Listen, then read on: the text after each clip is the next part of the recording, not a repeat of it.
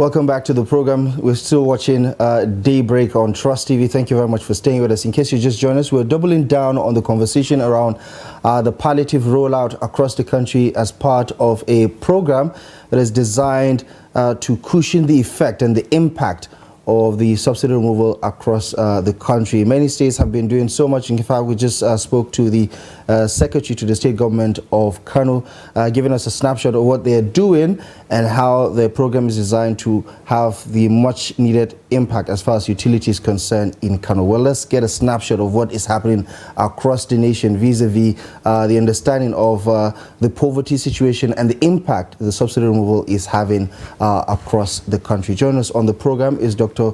Umar. He is the immediate past National Coordinator of the National Social Investment Program. Doctor, it's good to see you once again. Thank you very much for coming on the program. The NSIP, by design, is supposed to address this particular issue even before subsidy removal was announced by President Tinubu on May 29. Give me your assessment of what the states have been up to and what you make of their program to distribute these palliatives in the various shape or forms. Thank you very much. It's always good to be here. And yes, you see, palliative basically is a rush to cushion the effect of something that is really weakening the very weak. And you cannot take it away from the government. The government is new. And I think His Excellency the President made the announcement about the removal of the oil subsidy at his inauguration. So it is from day one, the whole thing just started. And you know, the response of the oil and gas industry on that statement was literally immediate. And therefore, you get a Kekena Pep operator moving into a filling station. What he used to pay for his full tank is 1,000, has instantly become 3,000 to 5,000. And certainly, immediately he moves out of that station. If he wants to pick my mother, my mother is used to paying 50 naira, then she will be shocked that it is now become 200 or whatever. So instantly, the administration started with the effects of that removal. So the palliative literally now has become the very first low-hanging fruit, if you like, for the government. It has to touch the very weak in some way. Naturally, palliatives are very, very temporary, and they are not sustainable. They are very costly. And unless you are aiming at the institutional medium-term maturity, you will just be spinning around the same point. You saw what is happening. You get a lot of clips coming on WhatsApp and other social media. People breaking into the cars, governors going to the distribution centers, people rushing and doing all sorts of things. This is, number one, is because it is free. Second, is because a lot of people need it. And so I don't envy the governors because they have the grassroots to worry about. But for me, I think I will use the analogy of Japan. Japan will always have earthquakes. But down the line, Japan has managed to institutionalize methodologies of solving the effects of earthquake. So while you do these temporary distributions, we must be able to link up to institutional maturity. We will always have floods. What do? Do we always wake up and then start distributing rice and blankets and so on and so forth all the time? Or we will now institutionalize the processes in such a way that the production of the system is reflective on the planning for the palliative distribution. The jobs that you are going to plan is reflective on cushioning the effect of and so on and so forth. So these are the gaps that I see, but it's too early to start saying that whether we're doing it or not. Being too early, Doctor, what we would like to understand and our viewers would like to get a sense of is how do we develop these systems, you know, that automatically kicks in when the opportunity provides? And I say this because this is not the first time that we find ourselves in this quagmire. In the aftermath of the COVID-19, the private sector came together, pooled resources together, and decided to help states cushion this effect. we saw how that was mismanaged by the politicians. In raising the money and everything, it was done seamlessly between the private sector mobilizers and the Central Bank of Nigeria. But and they went into procurement. Clearly, at the point of procurement, they understood that they were going to mop up these grains away from the reach of the middle class and all of that. So they decided to systemically apply distance. But it was completely mismanaged at the state level. Because every time they ask them of social media, they will tell you they don't trust what the federal government have. And when you give them the opportunity, they come up with names that nobody understands where they come from. At the end of the day, the whole thing is a mess. It forced people in several states to start breaking into warehouses to help themselves. Why do we find it difficult, you know, to straighten out this process? Just so that once they happen, you just understand that by the virtue of where you are placed, somehow these things will get to you. Well, you see, remember, I was an academic in the university, so I have the art of the research and investigating and philosophizing things. I also spent a reasonable length of my useful life as a civil servant at the highest level. So I know about the federal government policy and programming and implementation. Remember also I was secretary to the government in a state. So I know about the political structure, the bureaucratic structure in the state. Let me tell you one thing that may shock you. What we do at the federal level by religious terminologies is actually paradise. People blame themselves at the federal, oh, we are not this, we are corrupt, but I'm telling you, this is like at the highest level of paradise. When you drop to the state, that is when you will understand Nigeria. At the state level, the disorganization is very high. At the state level, the capacities and capabilities to manage the kind of quantum of problems you have there, it's just not there. At the state level, the politicking is so strong that I go there as a senior citizen, so to say, as somebody who is an engineer with a PhD, a chap that has absolutely nothing, just because it's a political thing, will walk on your head, and that will be acceptable. So, at the state level, the challenges are too many.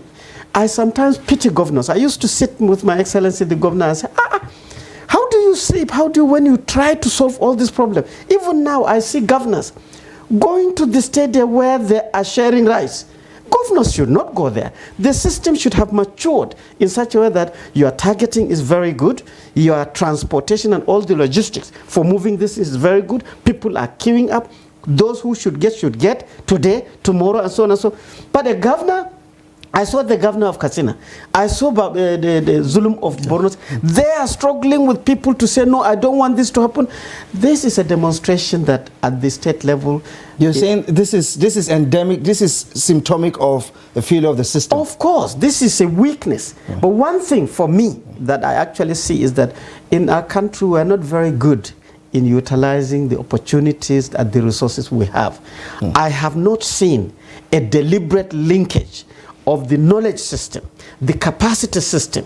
A country with 240 universities, over 600 politics and polytechnic and monotechnic, does not link it at all to his own dynamics. You know, you don't see very good. We just complain about social register. What is social register?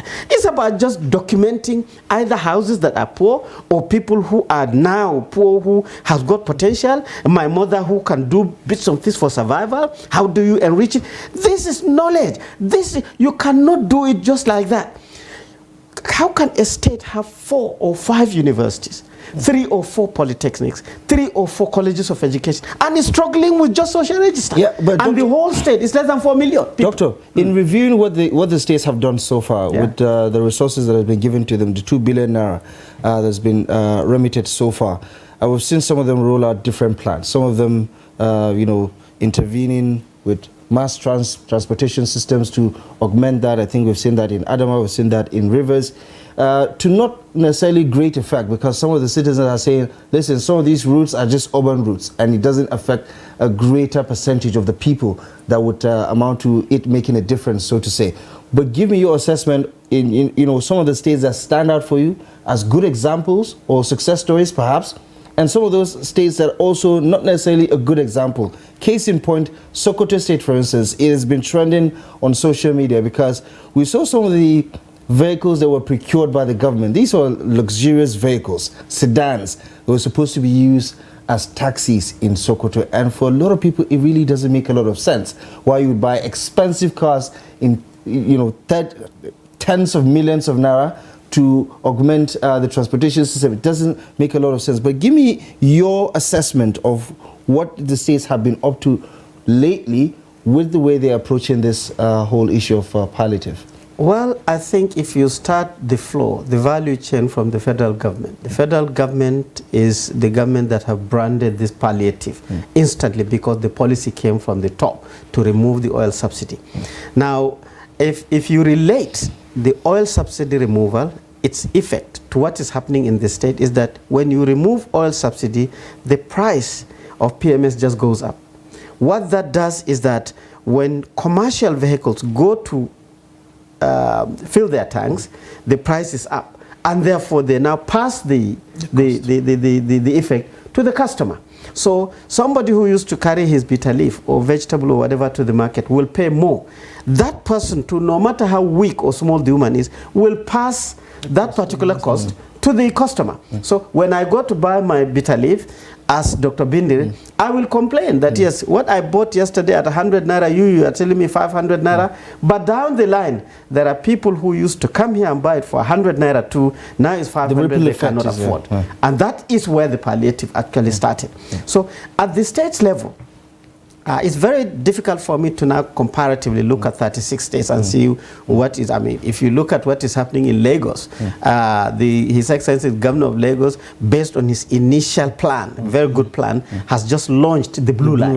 And you see Lagosians smiling, but this is Lagos. You cannot compare it to Sokoto, where probably even the roads are not good. So how do you now bring luxurious buses onto roads that are not very good? The value chain for what will happen is very clear. If you introduce vehicles that are not appropriate to the roads, and operators that are not as trained, and the unavailability of spare parts, tires, bearings, and service capacity, of course you will enter another requirement for palliative, because in the next 2 years, I wish somebody will go back to these states that have bought all these luxurious buses and tell Nigerians what has happened to the luxurious buses. You think they're using a one-size-fit-all because Lagos is doing it or this state is doing it, we should also copy what they're doing? I think first of all, Nigeria at the highest level, at the federal level, has a plan. And that plan should have been aligned to the tiny little plans from the states, so that each development is actually tied to the opportunities and the advantages that you have in the state. If your state is agricultural and you have fresh water, you have land, naturally you have to tie your palliative and your development, your poverty alleviation to that. If your state is like I heard Kano State saying they have all the banquets and all the grains and so on, it's commercialization.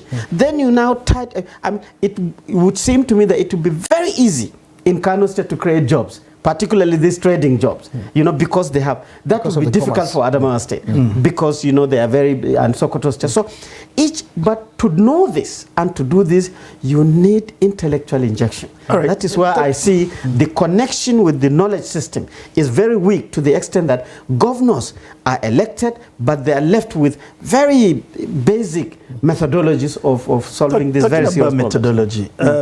It beats me because if you recall, Doctor, shortly before the advent of this administration, or rather, over a period of a year or two, the Governors Forum, which is the mouthpiece of the 36 state government, actively canvassed for the removal of this fuel subsidy. And the argument was germane, that it does appear that smaller states or far-flung states were paying to subsidize lifestyles in the urban area, which made sense because it was people with 4 or 5 cars that were taking more of the subsidy than the person who uses keke to the market in the hinterland. It made sense. And the idea was that they were going to get more money from it. And clearly, they are getting more monthly allocations now from both the subsidy and the unification of the exchange rate. So, but they are making it look like they are expecting some special intervention from the center, even with extra cash at their disposal, to ring fence what is supposed to be a state unique plan of development and eventual stabilization, like you talked about. Why are we finding it now difficult after getting what they have asked us to transition into that phase with all the manpower? You said some states have 4 or 5 universities. Is it the lack of understanding in approaching the human resource capacity to say, now we have this extra money, this is our strength, this is how much we get extra, you know. What can we do in the real sense to stabilize our citizenry? Because the palliatives are just, they are not sustainable in the first place. They are costly, as you have mentioned. What can we do, you know, to raise standard of living to the level where whatever we get, by the time we apply it to our plans, we are out of that national bracket? Well, as far as I'm concerned, fuel subsidy is not bad, but we ourselves have identified what is wrong with it. The biggest problem with the fuel subsidy is the targeting. You and I and my junior brother who is operating Keke Napep and another one who is pushing are all benefiting from the same pot. That's right. That is not right.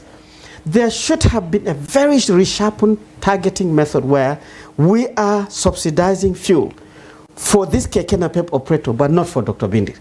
But what was happening was that whether it's Dr. Bindi or Keke Napep, we're going to the same pump and we're buying it at the same price. That's the number one. 2, I am not an expert in the subsidy system, but I overheard and I read that there's a lot of corruption in it. Till today, where is this corruption? Who is corrupt? Who has actually consumed this money and has gone free? And we're talking of billions or trillions of naira. Again, it's us facing the truth. The fear of God has to come in here. When you say it is endemically corrupt, people are enriching themselves, there should have been a register of those people who are actually undermining the system. Right from importing the fuel, putting it in the jetties, pumping it, transport. Number 3, I also read and overheard that there's a lot of leakages. The same subsidy is enjoyed by Cameroonians. The same subsidy is enjoyed by other countries. You get what I mean? And we say that these borders are not virtual. It is trucks, tankers going through. These tankers are, if I'm passing through from here to Yola, I get checkpoints with police checking me and everywhere. But a tanker can now pass through with gallons and so on and so forth across our border to another country. Not one single defaulting either officers or tanker drivers or tanker owners have been listed. So there are so many registers that the only register we hear is the social register, which is the targeting register. But our country has to open eye and balance to say that when we see that there is a problem, let us not throw the bathing water with the baby. No, subsidy is good. We are an oil producing country. Our people should enjoy this oil resource. You get what I mean? It's the same thing. Like the way Bayelsa enjoys the ready availability of rice. It's not the way Kano or Adamawa enjoys, because you are producing there. So subsidy is good, but the targeting methodology is highly technical. Right. You have to actually work on it. You have to know where your people are, and we're lucky. Okay. The day and age where we are now is an ICT age. You have internet, you have satellite, you have educated young people. Targeting shouldn't be a problem. Right. But somehow we spend too much time on things that should not be controversial to become so controversial that we're seeing our people nose diving into rice bags, which is a bad branding for our country. I love our country very well, but to see video clips with women tearing bags and so on and so forth, I sometimes go to my bed sweeping, to be quite honest. Well, on the subsidy point, I think that ship has sailed. It's safe to say that the Tinubu administration has made their bed and they're lying in it right now.